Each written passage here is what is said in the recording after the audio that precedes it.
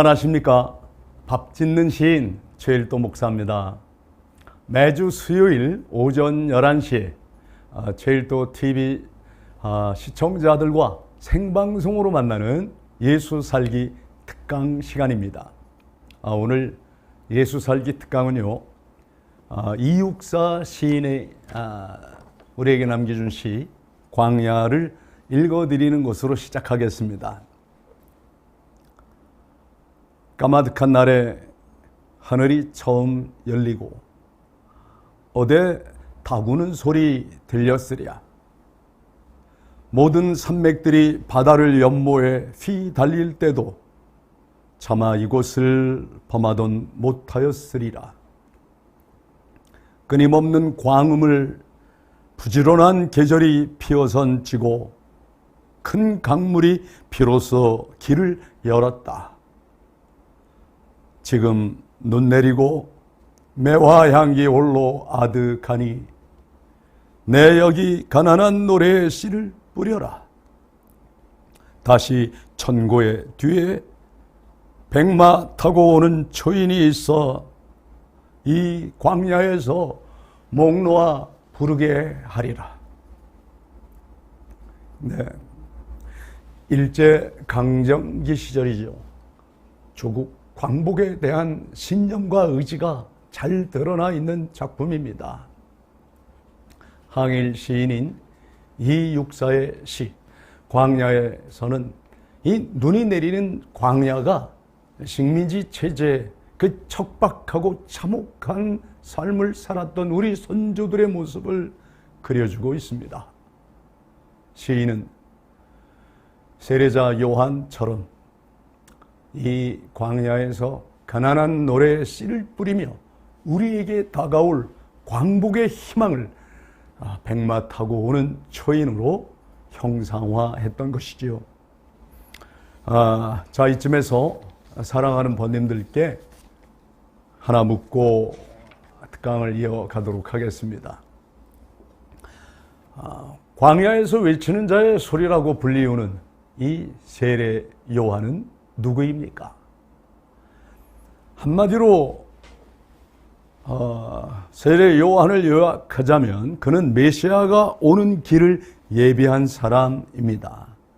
세례 요한 그 자신이 길이요 진리요 생명이 아니라 죄사함을 받게 하는 회개의 세례를 베풀면서 길 대신 우리 주님이 오시기 전에 그 길을 닦은 사람이라고 말할 수 있습니다.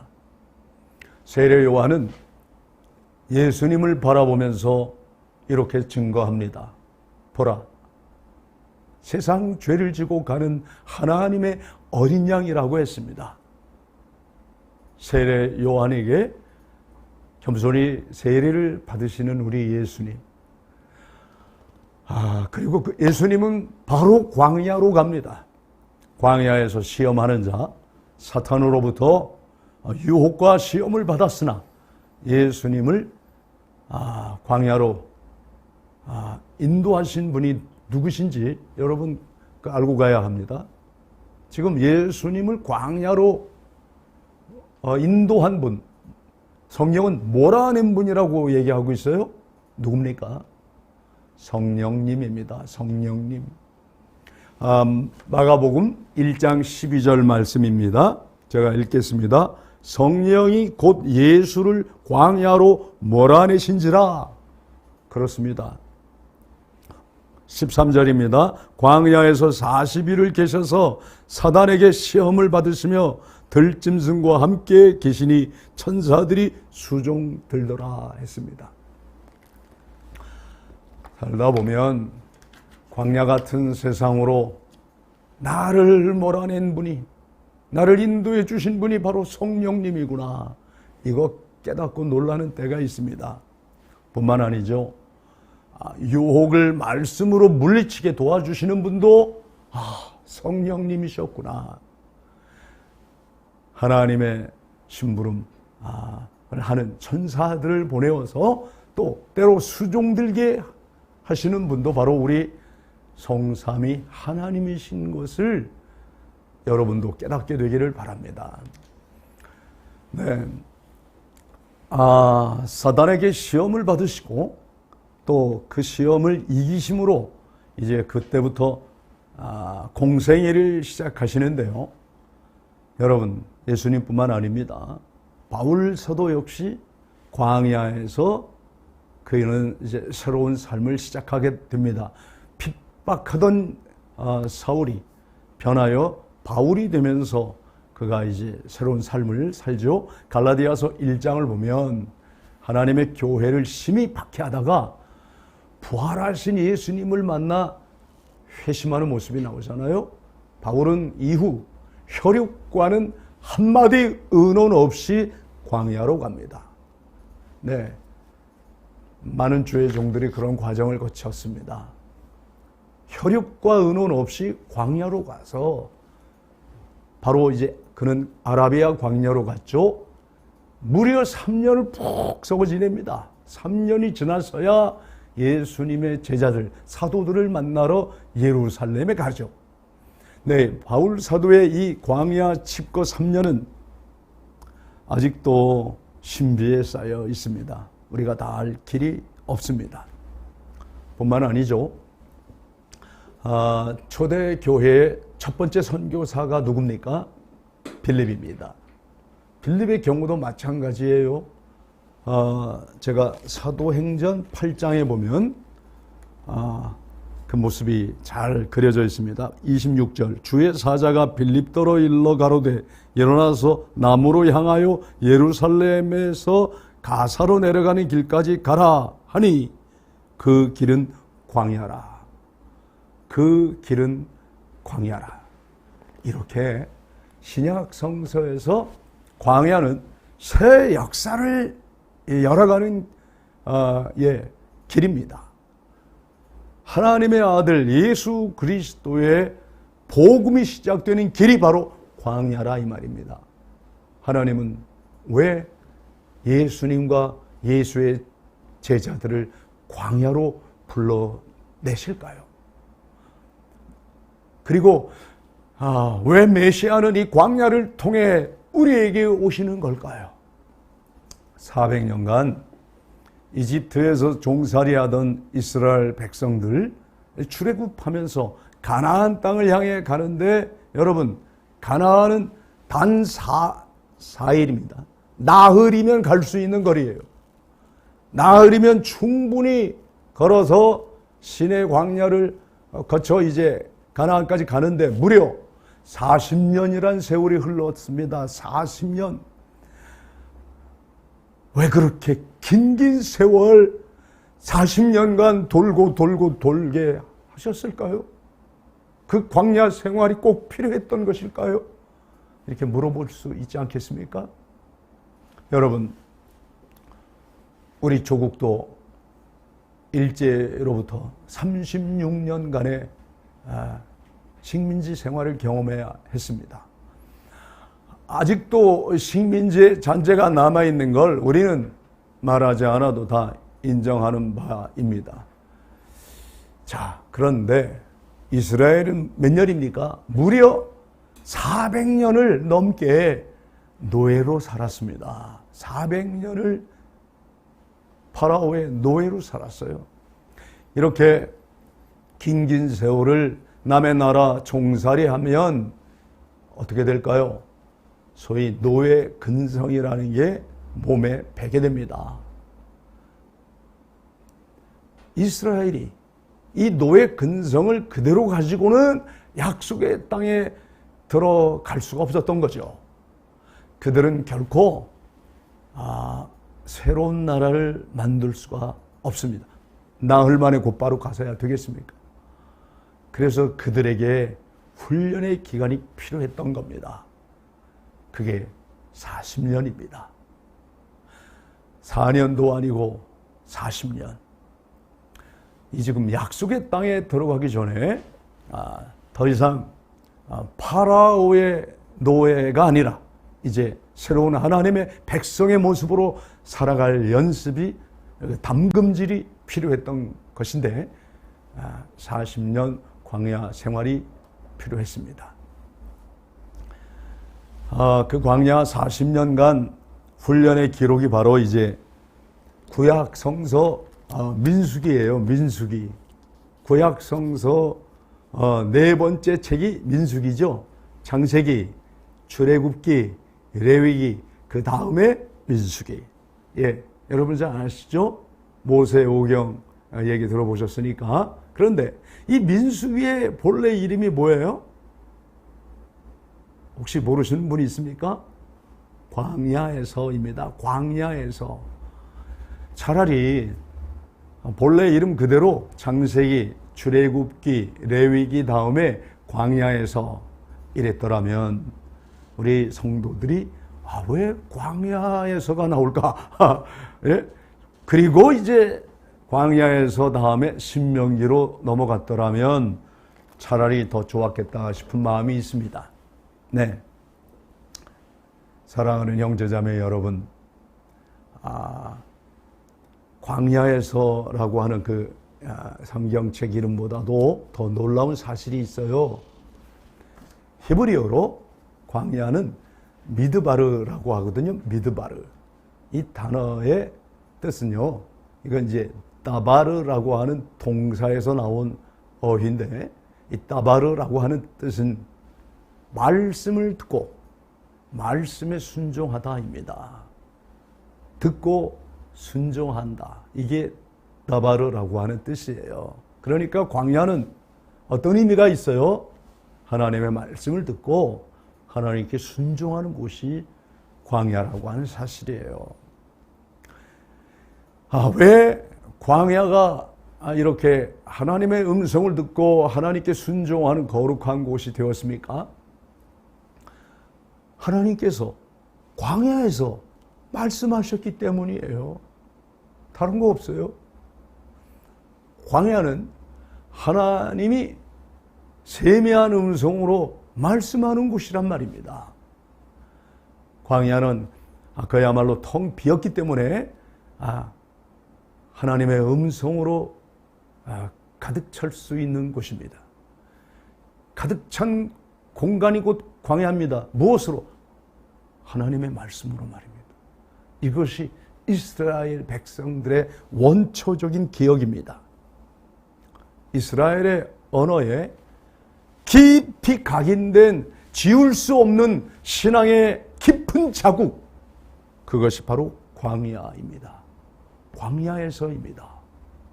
민수기는 다름 아닌 광야에서라니까요. 광야는 이렇게 하나님을 만나고 하나님의 백성들이 지금 하나님의 말씀을 듣고 그 말씀에 순종하는 곳이에요. 여기가 광야입니다. 하나님의 뜻을 묻고 그 뜻에 순종하는 삶, 정종하는 삶을 살게 만드는 곳이 광야라는 사실을 좀 새롭게 깨닫고 오늘 생방송으로 전달되는 특강의 제목처럼 광야에서 큰 은혜와 깨달음과 결단이 있기를 바랍니다. 여러분 나 속으로 아멘 하실 줄로 믿습니다. 마가복음 1장 1절 이렇게 시작됩니다. 하나님의 아들 예수 그리스도의 복음의 시작이라. 예. 하나님의 아들 예수 그리스도의 복음의 시작이라. 신약 성서 4개의 복음서 가운데 가장 먼저 기록된 복음서가 마가복음이라는 거 아시죠? 예. 이 마가복음이 이렇게 웅장한 선포로 시작됩니다. 선지자 이사야의 글을 인용하면서 광야에서 외치는 자의 소리를 소개하고 있습니다. 바로 2절이죠. 선지자 이사야 그래 보라 내가 내 사자를 내 앞에 보내노니 저가 내 길을 예비하리라. 광야에서 외치는 자의 소리가 있어 가로되 너희는 주의 길을 예비하라. 그의 첩경을 평탄케 하라입니다. 작년 여름 5번째 이스라엘 성지순례를 다녀왔거든요. 신학생 시절부터 저의 영적인 멘토이시고 저에게 또 최초로 기독교 영성훈련을 가르쳐 주신 스승님이 오성춘 교수님이세요. 이 오성춘 교수님 덕분에 저는요, 제주도 여행도 꿈도 꾸지 못할 때 이 스승님 조수로 따라다니며 성지순례를 다녀왔습니다. 돈 한 푼도 없을 때죠. 그래서 원래 성지순례를 가게 된 선배 목사님이 갑자기 장례가 나서 못 가게 돼가지고 저를 데리고 가신 거예요. 스승님 덕분이죠. 그때 성지, 그 땅과 그 산과 그 광야와 그 호수, 갈릴리 호수를 직접 보고 영혼이 떨리고 가슴이 벅차서 어떻게 말로 형용할 수 없는 감동이 있었어요. 예. 그때 성지순례를 다녀왔더니 이제 신학교 당시 다니던 친구들이 얼마나 부러웠겠어요. 예, 저에게 묻더라고요. 가장 인상 깊었던 곳이 어디냐고 묻더라고요. 많은 곳을 다녔는데 그때 저는 단 2곳이 가장 인상 깊은 곳이라 그랬어요. 첫 번째가 갈릴리 호수이고 두 번째가 광야라고 했어요. 아니 그게 도대체 무슨 말이야? 예수님이 탄생하신 곳도 있고 말이야. 무엇보다도 우리 예수님이 십자가에 달리셨던 갈보리 언덕. 그런데 다 놔두고 왜 하필 광야냐고 묻는 친구들이 있었어요.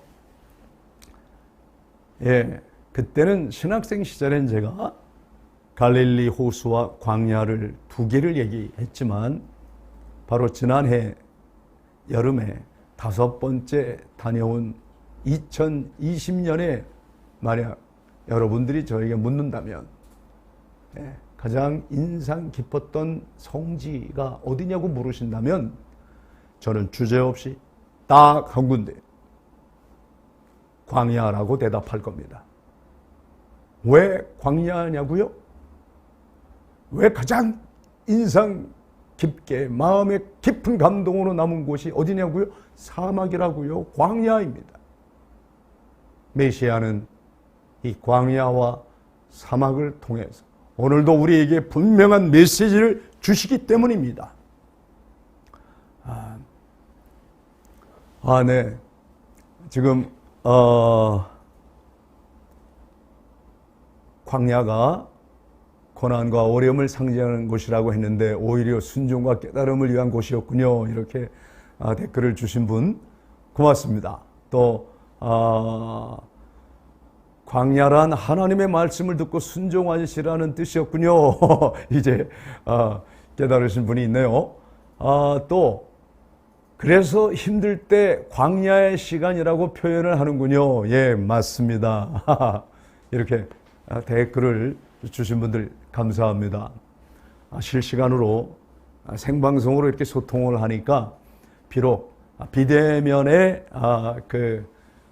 특강입니다만은 서로 마음을 주고 받을 수 있어서 여러분이 지금 제 곁에 앉아 있는 것처럼 그렇게 느껴집니다. 여러분, 지금 우리는 모두 코로나19로 큰 고통을 겪고 있죠. 이 어려운 상황에서 어떤 분은 표현하기를 마치 광야 생활을 하는 것 같다. 그렇게 말하는 분도 있습니다. 지금 우리나라 대한민국만이 아니잖아요. 전 세계가 상상도 할 수 없는 고통을 겪고 있습니다. 거칠고 메마른 광야 생활 같이 탄식만이 나오는 절박한 상황들로 지금 이어지고 있는데요. 그럼 한번 우리 진지하게 물어보자고요. 하나님, 어떻게 이렇게 코로나19를 온 세상 사람들이 이 고통을 겪어야 하나요? 하나님, 왜 나를 이 거친 광야로 인도하셨나요? 자, 성경대로 표현하면, 증거하면 이렇게 물어볼 수 있죠. 왜 우리를 광야로 몰아내셨습니까? 성경은 예수님도 광야로 성령께서 몰아냈다 그랬거든요. 번님은 어떠십니까? 지금 외로우십니까? 두려움이 있으시나요? 슬픔과 좌절과 절망 속에 있습니까? 그러면 한 가지 더 묻겠습니다. 혹시 2020년 10월 16일 제주도에서 일어난 사건을 기억하고 계십니까?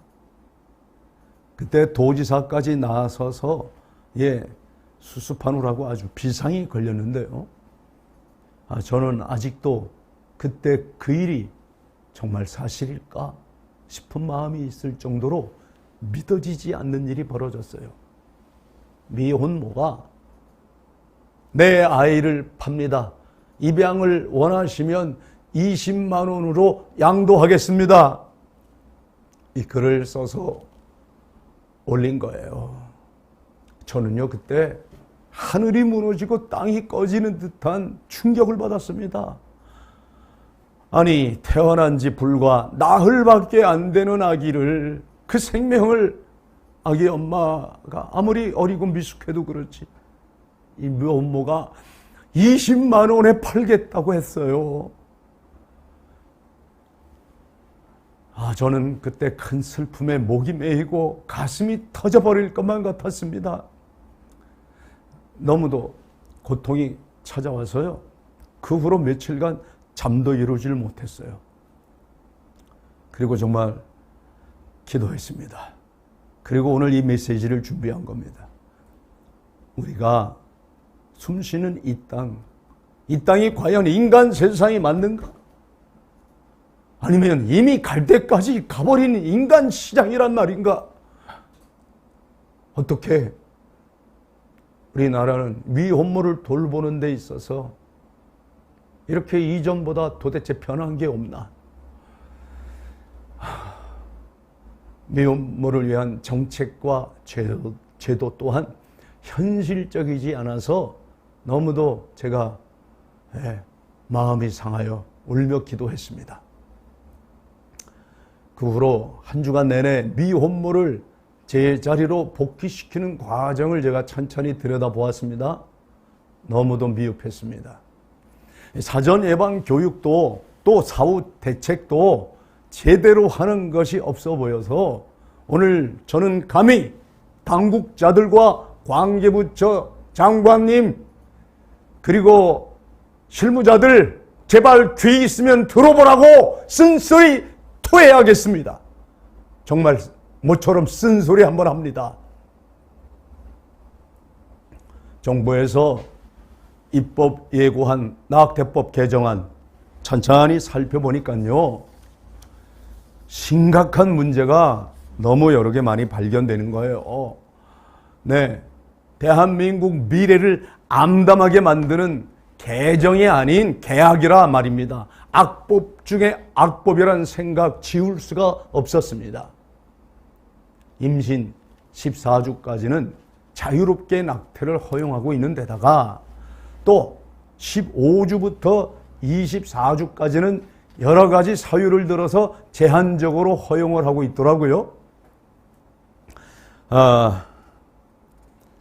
사회적인 이유와 경제적인 이유로 낙태가 허용될 수 있는 여지를 남겨둔 이 법안, 저는 반대입니다. 반대해야만 합니다. 3당 과정을 거쳐서 하루의 숙려기간을 가지면 얼마든지 누구든지 낙태할 수 있도록 규정되어 있기 때문에 큰 문제가 아닐 수가 없습니다. 상담 사실을 확인만 하면 낙태할 수 있다? 어떻게 하라는 겁니까? 미성년자의 낙태가 보호자나 부모의 동의가 없이도 언제든지 가능하다 이 말입니까? 상담한 사실 확인증 하나만 받기만 하면 쉽게 낙태할 수 있게 하면 어떻게 하겠다는 거예요. 너무도 기가 막혀서 제가 할 말을 잃고 단식 속에서 한 주 내내 보내면서 정신 차리고 기도하고 묵상하고 또 다시 기도하고 제가 10월 23일에 여성가족부 장관에게 공개 서한을 보낸 바가 있습니다. 저는요, 찬반이 있고, 분명히 찬성하는 쪽, 반대하는 쪽, 그래서 대립하는 정부의 정책과 또 이익 집단 간의 갈등에는 일체 어느 편도 서질 않았습니다. 제가 할 일이라고 생각하지 않은 거예요. 서로 오가는 찬반 논쟁에 대해서는 어떤 경우에도 저 찬성입니다, 저는 반대입니다 표현하지 않았다 이 말입니다. 그게 제가 걸어갈 길이라고 생각했습니다. 주께서 저에게, 이 무익한 저에게 맡기신, 주님이 시키신 일이 지금 너무 많은데 참 사랑의 나눔과 섬김을 위해서만도 너무 시간이 모자란데 그런 일에 제가 나서야 된다고 생각을 안 했어요. 묵묵히 제가 할 일을 할 뿐, 대립하고 갈등하는 집단 간에 그 어느 편에도 저는 제 목소리를 내지 않기로 했었습니다. 하지만 오늘 저는 낙태법 개정안에 대해서는 단호하게 반대합니다. 아니요라고 말할 것입니다. 우리 주님께서도 예할 것은 예하고 아니요 할 것은 아니요 하라고 분명히 말씀하셨습니다. 예도 아니고 아니요도 아닌 것에서 도리어 악한 마귀가 틈을 탑니다. 반대 입장을 분명히 밝히면서 광야에서 외치는 소리처럼 감히 이 개정안 법안을 다루는 위정자들에게 회개를 촉구합니다. 반드시 낙태법 개정안은 철회되어야 마땅하고 옳은 일입니다. 그저 반대로 끝나서도 안 됩니다. 태아뿐만 아니라 죽어가는 한 생명 살리는 일에 우리 모두 최선을 다해야 그것이 예수님처럼 생각하고 예수님처럼 행동하는 예수 살기가 되기 때문입니다. 그래서 오늘부터 주일도의 특강 제목을 베스트 특강이 아닌 예수 살기 특강으로 바꿨습니다. 예수 살기 시작해야 합니다. 우리 함께 다짐해야 하고 실천해야 합니다. 이 낙태법 개정안은요, 14주, 24주 이렇게 얘기를 했지만 제가 실상을 보았어요. 많은 산부인과 의사들을 만났습니다. 그리고 낙태법 반대하는 분들 공동대표를 만났습니다. 그동안의 모든 낙태가요, 12주 안에 거의 95% 이상이 행해졌던 것을 비추어 보면, 여러분, 지금 여기 14주만 해도 낙태의 전면 허용입니다. 누구나 다 낙태를 하라는 거예요. 애다 지우라는 거예요. 생명을 이렇게 죽여야 합니까? 거기에 24주까지 사회 경제적인 이유로도 얼마든지 낙태를 할 수 있도록 길을 열어놨어요. 와, 그렇게 되면요, 대한민국은 낙태 천국이에요. 낙태 전면 허용 국가가 되고 마는 거예요. 이 고귀한 생명을, 하나님 주신 생명을 합법적으로 죽이는 길을 열어주는 거예요. 그동안에 많은 악법이 마련된 일이 있었죠. 악법 중에 악법이 될 것이 분명합니다. 거기에 이제 미성년자까지도 혼자서 낙태를 결정할 수 있는 그런 개정 법안이다 보니 더더욱 미성년자, 청소년들까지도 낙태가 무분별하게 이루어질 가능성이 얼마든지 있고요. 또 입으로 먹는 낙태약은 의료기관에서 전혀 통계로 잡히지 않기 때문에 정말 끔찍한 낙태가 일반화되어 버리게 됩니다. 그 비참한 모습을 우린 이제 눈으로 보게 될 것이란 말입니다. 낙태로 인한 후유증을 의료기관에서조차도 관리할 수 없게 된다면 우리 조국 대한민국 미래는 과연 어떻게 될 것입니까? 여러분 생각해 보셨습니까? 저는 지난 한 주뿐만 아닙니다. 사실 그동안 많은 고민을 했다가 지난 한 주 천천히 이 개정안을 다 살펴보았거든요. 거기 빠진 것이 분명히 있더라고요.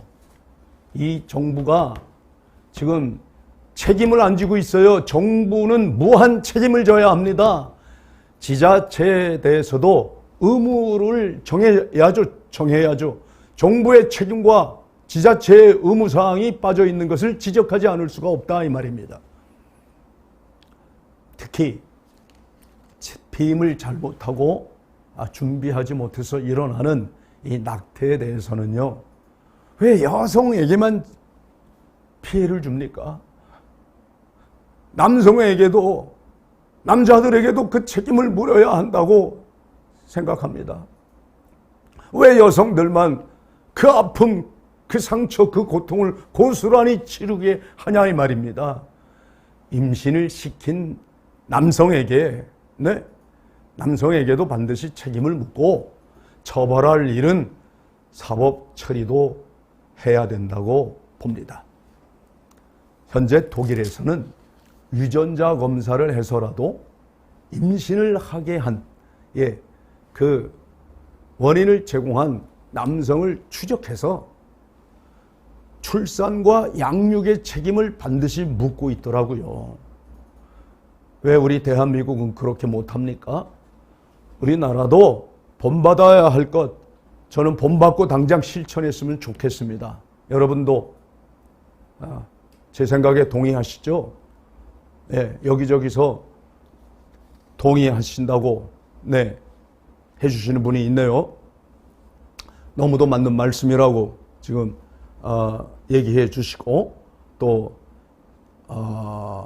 생명을 존중하는 운동이 벌어졌으면 좋겠다고 지금 이렇게 댓글 달아주신 분들 감사합니다.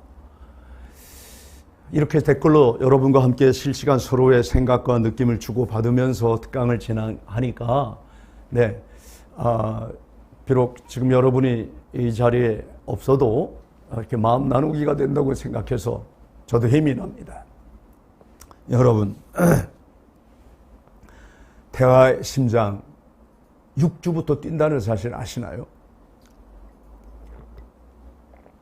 제가요 이번에 산부인과 의사 선생님께 물어봤어요. 5주 그리고 3일째만 되면 심장이 뛰기 시작해서 8주가 되면 뇌신경계가 형성이 된다는 거예요. 12주가 되면요 이 태아는 고통에도 반응을 한답니다. 그래서 낙태하려고 하면 도망가고 피하기도 하며 또 청각도 발달해서 엄마의 웃음소리와 지금 밖에서 사람들이 말하는 소리도 다 듣는다는 겁니다. 생명입니다. 낙태 생명 아니라고요?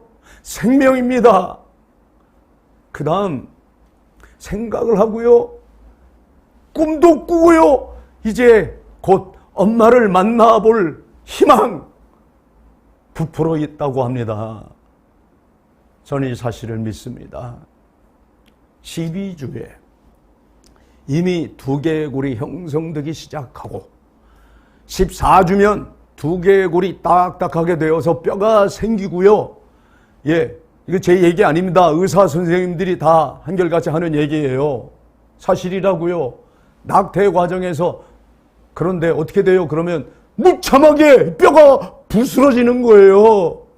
그래서 부스러뜨려서 끄집어내다 보면 여러 가지 산모는 상처와 부작용을 일으킬 수밖에 없어요. 더 많은 문제를 야기하게 된다는 겁니다.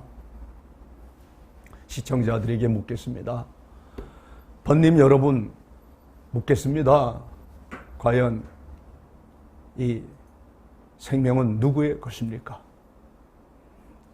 이 생명 어디서 왔습니까? 이 생명 여성의 것도 아니요 남성의 것도 아니지 않습니까? 누구의 것도 아니기에 생명의 주인이신 하나님의 것이라고 저는 고백합니다. 우리가 아이 낳고 싶어도 낳아요? 하나님이 주셔야 생명을 주셔야 태문을 열어 주셔야 그 생명을 출산하지 않습니까?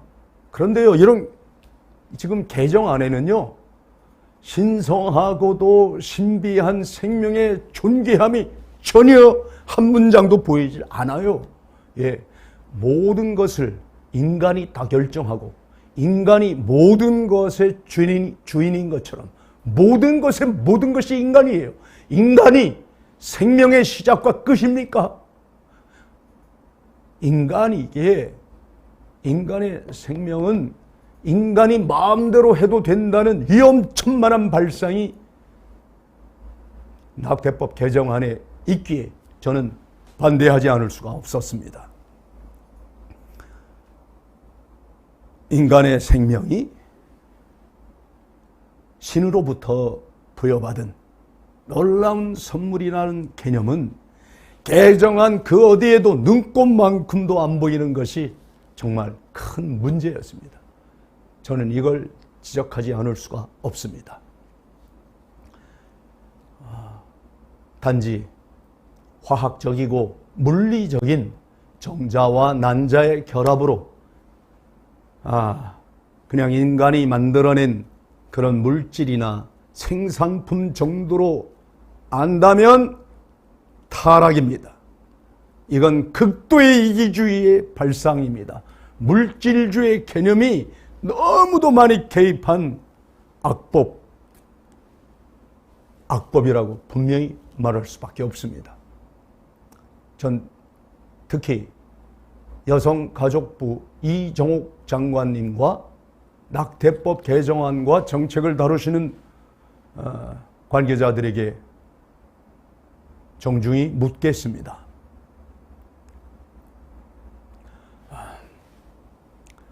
여성의 자궁 안에서 일어나고 있는 변화는 오로지 여성만의 것입니까? 여성만이 결정할 수 있다고 생각하시냐고요? 만약 그렇다면 저는 그 생각부터 바꾸시기를 정중히 요청드립니다. 생명이 여성의 것입니까? 아니면 남성의 것입니까? 누구의 것입니까? 누구의 것도 아니기에 존귀한 거 아닙니까? 어떻게 누구의 것이 될 수 있습니까? 인신부의 자궁 안에서 지금 자라나고 있는 태아의 심장 박동수는 내 심장과는 전혀 다른, 너무 빠르게 뛰고 또 소리를 내면서 지금도 쿵쾅쿵쾅거리고 있다고 하는데, 이 독립적인 생명체라고 하는 사실을 여러분도 인정하신다면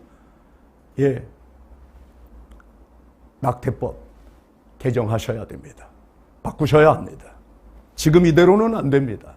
태아가 마치 여성의 무슨 부속품인 것처럼 생각하는 것은요, 큰 문제가 아닐 수 없기에 한 나라의 존폐를 다루는 국가의 중요한 정책을 결정하는 일에 있어서 고위 공직자들부터 회개해야 합니다. 가장 먼저 바꾸어야 할 태도, 당신들부터 바꿔야 됩니다.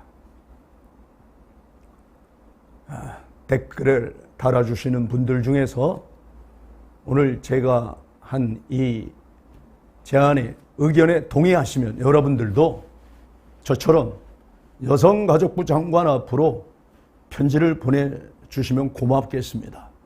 우리 이렇게 이제 실천해야 됩니다. 생명을 살리기 위해서입니다. 지금도 몇 분들이 동감과 공감을 표현해 주시는데 진실로 고맙습니다. 그렇습니다. 생명은 남성도 여성도 누구의 것도 아닙니다. 태아 역시 독립된 생명입니다. 오직 주님께만 속해 있는 것임을 다시 한번 깨닫습니다. 맞습니다. 이렇게 얘기해 주신 분들 고맙습니다. 불법 낙태는 날이 갈수록 확산되고 있지 않습니까? 그런데 이 낙태법 개정안이 통과되면 불을 보듯 뻔한 일입니다. 그리고 산부인과에서만 낙태하는 게 아니라 일반 의원에서도 하고 조산소에도 하고 이렇게 이제 어디에서든 허용이 되면요, 불법 낙태 시술소도 하게 되다 보면 여러분 정말 대한민국 미래가 없습니다. 지금 우리 대한민국의 미래는요, 암담한 정도가 아닙니다. 장차 이 나라 미래 어떻게 되겠어요? 어떻게 되겠어요? 지금 전 세계 저출산율 1위입니다. OECD에서 지금 10년 넘도록 1위를 지키고 있는 나라가 대한민국이에요. 산부인과 의사 선생님들이 대략적으로 통계를 잡아봤어요. 지난 3년 전에 나온 통계만 해도요, 3년 전입니다.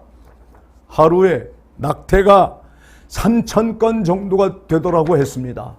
그러면 1년을 계산하면 어떻게 됩니까? 최소 110만 건이 되는 거예요. 110만.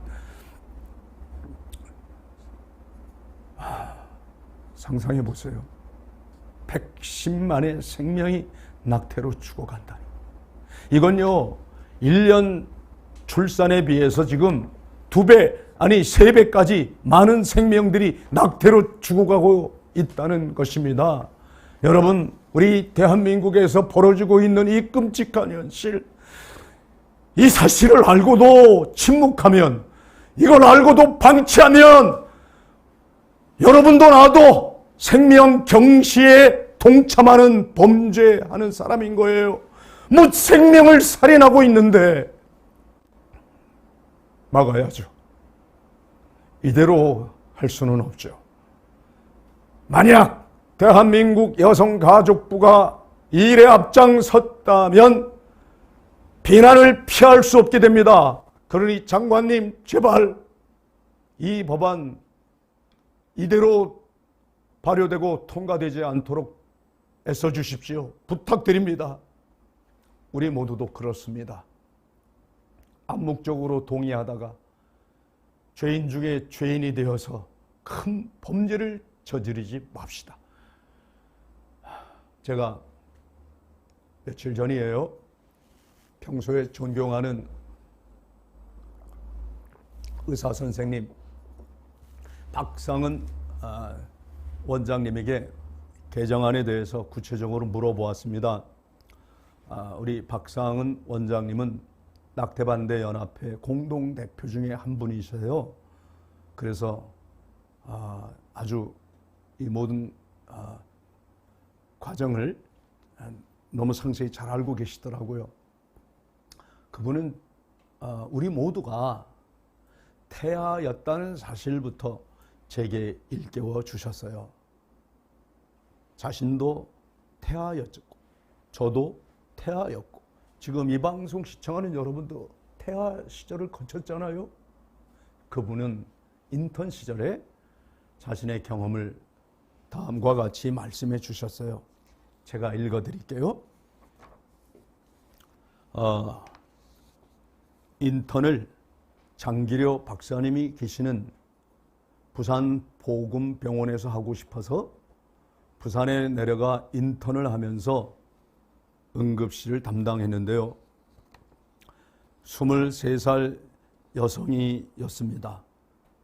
쇼크 상태로 들어온 거예요. 혈압이 안 잡히고 맥박이 안 잡혀서 보니까 빈혈, 피가 너무 빠져서 헤모글로빈이 4 정도밖에 안 되는 거예요. 그래서 제가 사진을 찍어 보니까요, 창자가 일부 없어졌어요. 알고 보니까 6개월 된 태아를 낙태하려고 조산소를 찾아갔는데 이 조산사가 긁어내는데 애가 뭐 이렇게 크냐면서 계속 긁어낸 거죠. 자궁을 뚫고 창자까지 일부 긁어낸 겁니다.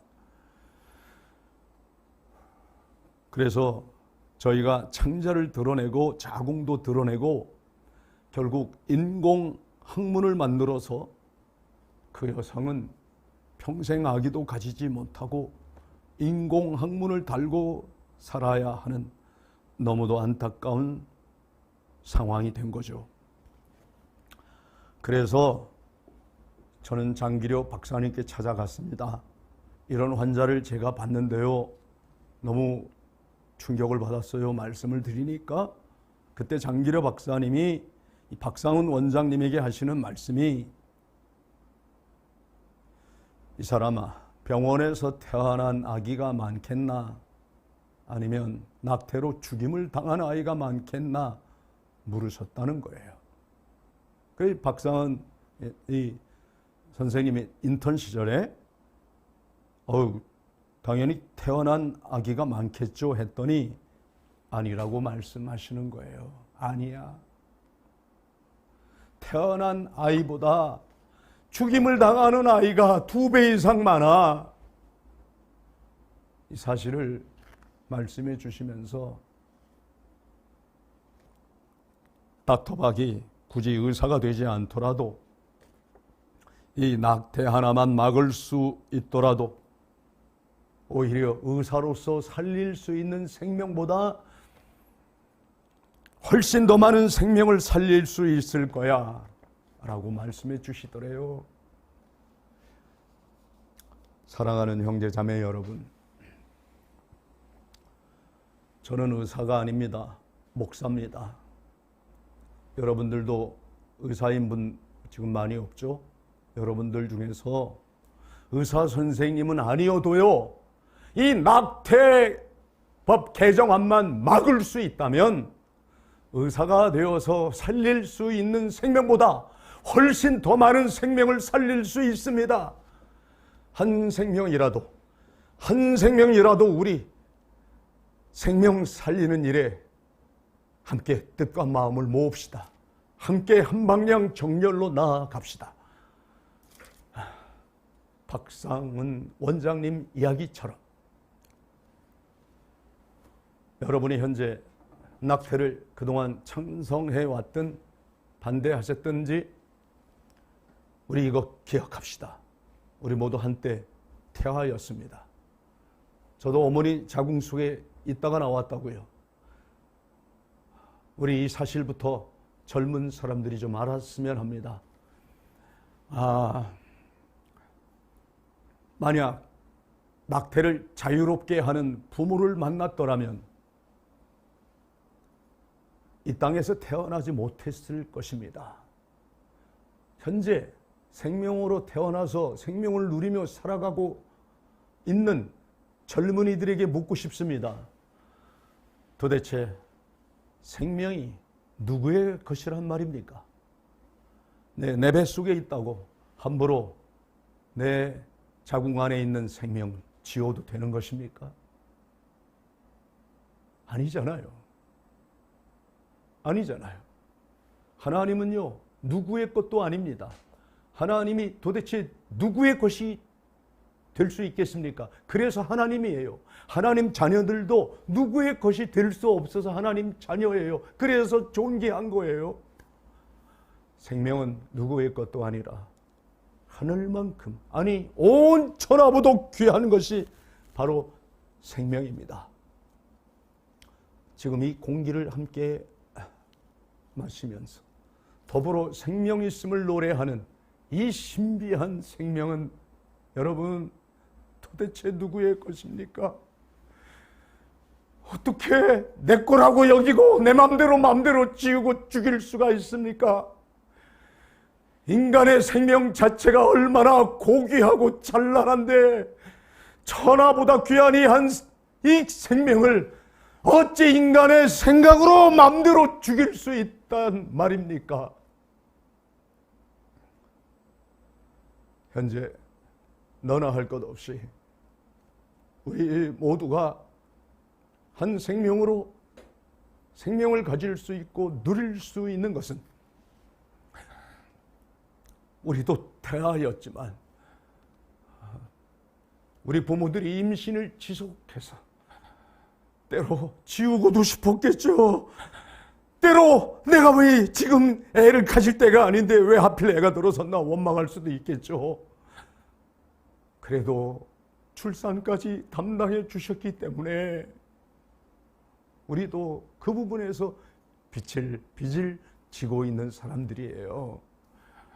예? 그래서 우리 태아들에 대한 빚을 우리 모두 다 함께 지고 한 생명이라도 더, 한 영혼이라도 더 살려야 하지 않겠습니까? 그러니 낙태 멈추어야 합니다.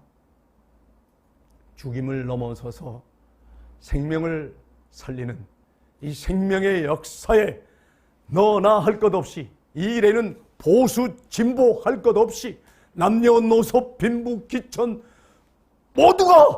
모두가 동참해야 마땅하고 옳은 일이라고 믿습니다. 대한민국 저출산율 이대로 계속 가다 보면 이제 몇십 년 이후엔 대한민국이란 나라는 지구상에도 없어질 거라고 염려하는 소리 여러분도 듣지 않습니까? 이 아름다운 지구별에서 더 이상 이 나라는 대한민국이란 이름으로 존재하지 않을 수도 있다는 거예요. 그런데 이 현실 앞에서도 피임과 낙태를 생각하고 있는 분들에게 묻겠습니다. 피임과 낙태로 자신의 행복 추구권만을 주장해야 과연 옳습니까? 제발 살려주십시오. 살아야 합니다. 자궁 속의 생명, 온 천하보다 귀한 태아예요. 나는 지금 내 행복을 추구하냐 마느냐인데 생명은 사느냐 죽느냐입니다. 죽느냐 사느냐, 이 목숨이, 생명이 걸려 있는데 꼭 죽여야 하겠습니까? 우리 모두가 더불어 함께 이 거대한 죽음의 문화를 넘어서서 극복해서 생명답게 생명을 살리고 누리는 이 살림의 길을 함께 모색했으면 좋겠습니다.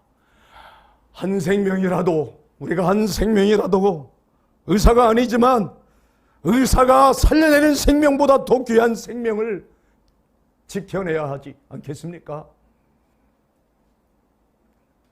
네, 생명이란 생을 명하신 분이 있어 생명입니다. 나오고 싶다고 스스로 나오는 거 아니잖아요. 생명이 된 것은 생을 명하신 분이 있어서 나온 것인데, 오늘도 혹시 피임이나 낙태를 생각하는 분들이 있으면 다시 한번 가슴에 손을 얹고 스스로에게 진지하게 물어봅시다. 생명은 누구의 것입니까? 누구의 것도 아니라 하나님의 것입니다.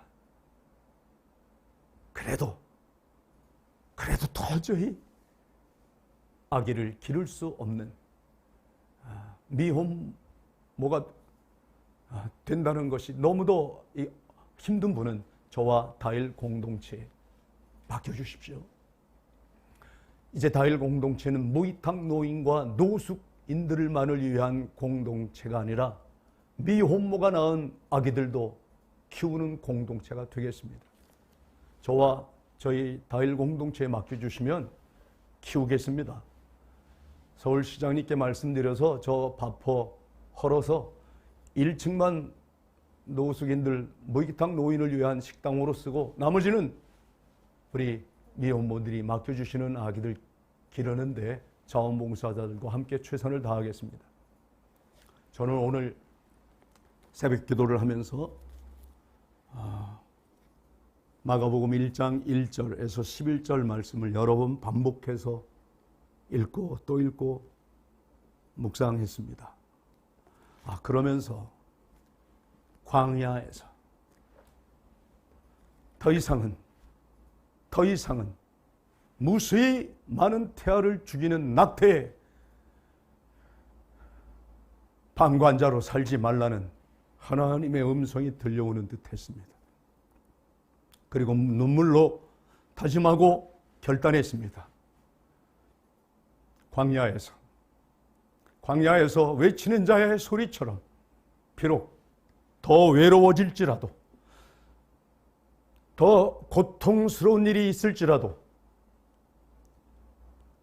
죄사함을 받게 하는 회개를 외치면서 한 걸음 한 걸음 나아가겠습니다.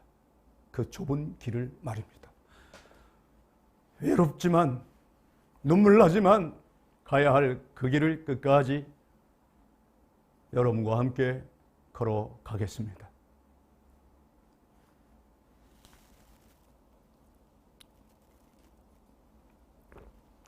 다음 주 수요일 오전 11시 생방송으로 다시 만나 뵙겠습니다.